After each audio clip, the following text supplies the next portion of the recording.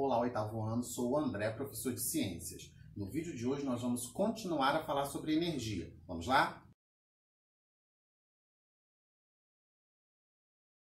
Como vimos, a energia pode ser transformada de acordo com a nossa necessidade. Por exemplo, a energia elétrica se transforma em energia térmica, para que possamos secar nossos cabelos. Ademais, a energia química alimenta um circuito elétrico. Porém, como acontece essa transformação? A energia é transferida e transformada.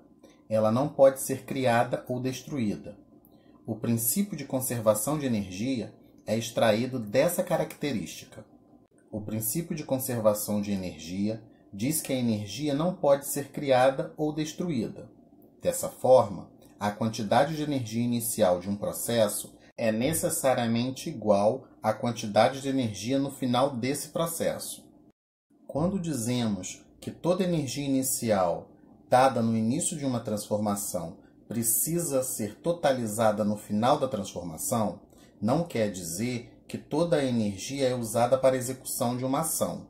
Na realidade, as máquinas térmicas não conseguem transformar toda a energia recebida em ação.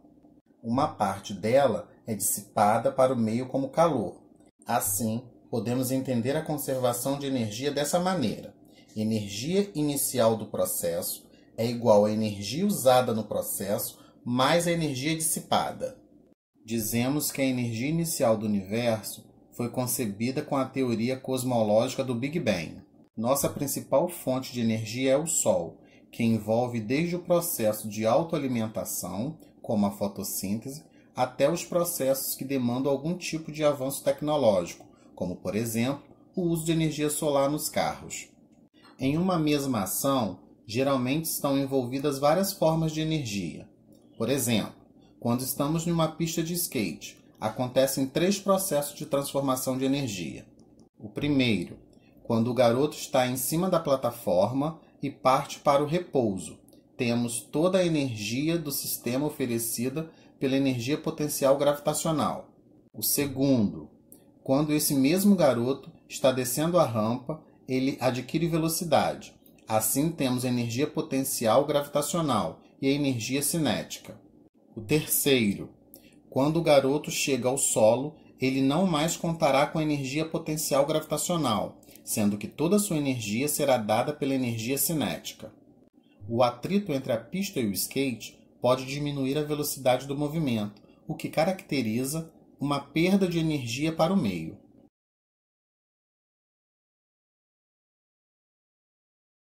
Quanto maior a população mundial, maior a necessidade de geração de energia. Infelizmente, nem todas as fontes de energia são infinitas. Por essa característica, classificamos as fontes de energia como fontes renováveis ou não renováveis.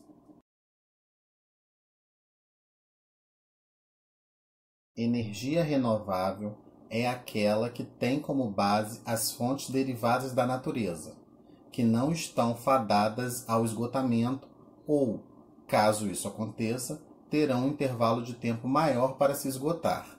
São exemplos de fontes de energia renováveis: o sol, o vento e a água. Para considerar também como fonte de energia renovável aquelas fontes que conseguimos repor com facilidade, por exemplo, a biomassa.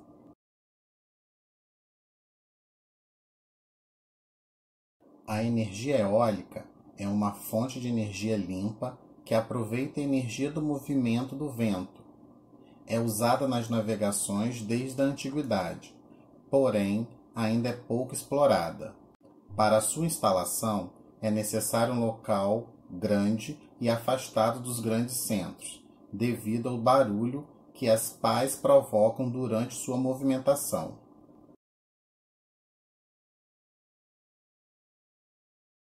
A energia solar é aquela que tem como fonte de geração os raios luminosos e o calor do Sol.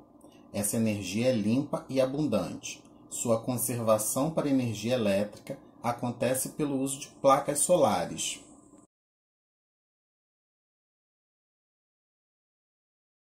Além da usina hidrelétrica, que atualmente é a principal fonte de geração de energia no Brasil, temos a energia proveniente das águas do oceano. Essa energia é limpa e abundante, mas ainda pouco explorada.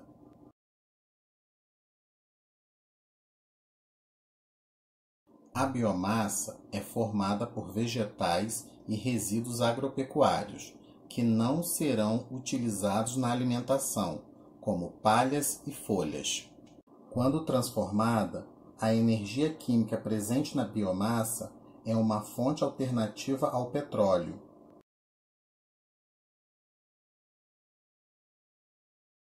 É aquela que tem como base as fontes derivadas da natureza, que estão fadadas ao esgotamento em um intervalo curto de tempo, ou aquelas fontes que não podem ser repostas com facilidade. Por exemplo, o carvão mineral, o petróleo, as fontes nucleares e o gás natural.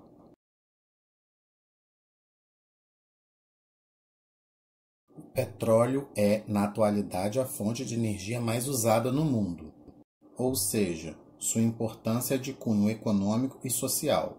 O controle das jazidas de petróleo é a causa de muitos conflitos pelo mundo. Sua produção despeja no meio ambiente uma grande quantidade de poluição.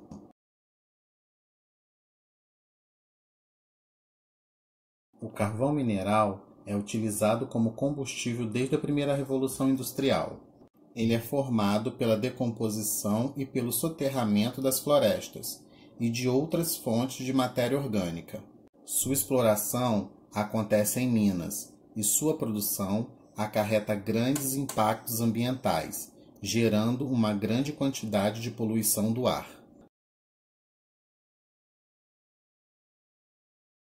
A energia nuclear é gerada por elementos químicos, em especial o urânio.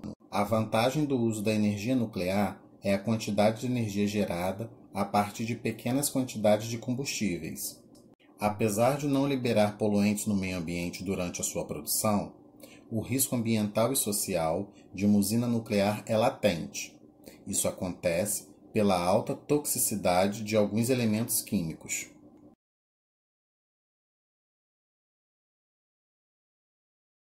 Quando refletimos sobre o consumo de energia elétrica, pensamos nos avanços que o seu uso trouxe para a sociedade, como o aumento das atividades industriais, a vida e o trabalho noturno e uma melhor qualidade de vida. Porém, a intensificação do uso dos combustíveis fósseis, que é o tipo de energia mais utilizada no planeta, trouxe grandes impactos ambientais.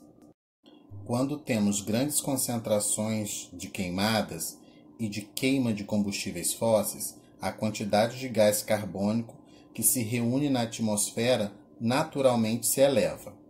Além do gás carbônico, outros gases são jogados na atmosfera pela intensificação do uso desses combustíveis. São eles: hidrocarbonetos, óxido de nitrogênio, dióxido de enxofre, dióxido de carbono e ainda materiais particulados.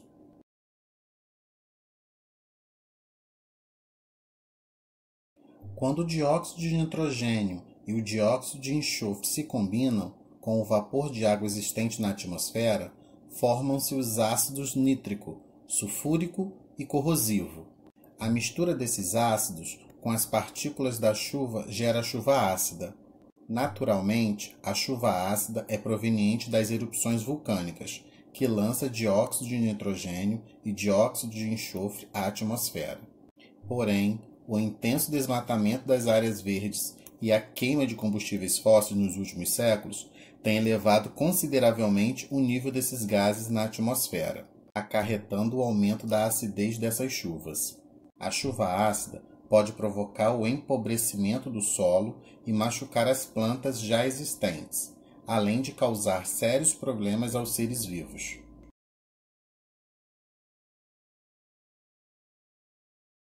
Quando o calor emanado do Sol em forma de radiação atravessa a atmosfera da Terra, acarreta um aquecimento da superfície terrestre.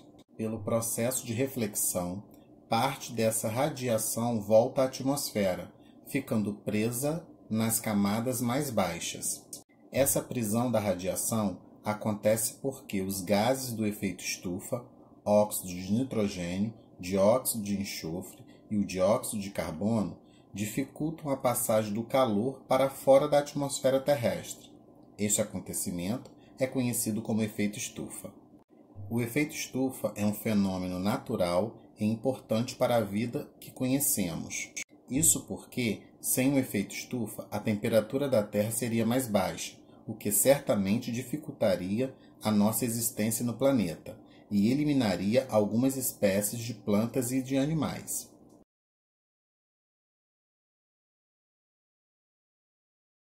Diversos processos de geração de energia envolvem a combustão de matérias ricas em carbono, combustíveis fósseis e biomassa. Nesses processos, o carbono presente no combustível é convertido em dióxido de carbono. Nos últimos anos, a formação desses gases está aumentando em todas as regiões do planeta. Essa produção antrópica, isto é, causada pelo homem, está relacionada à queima de combustíveis fósseis e às queimadas.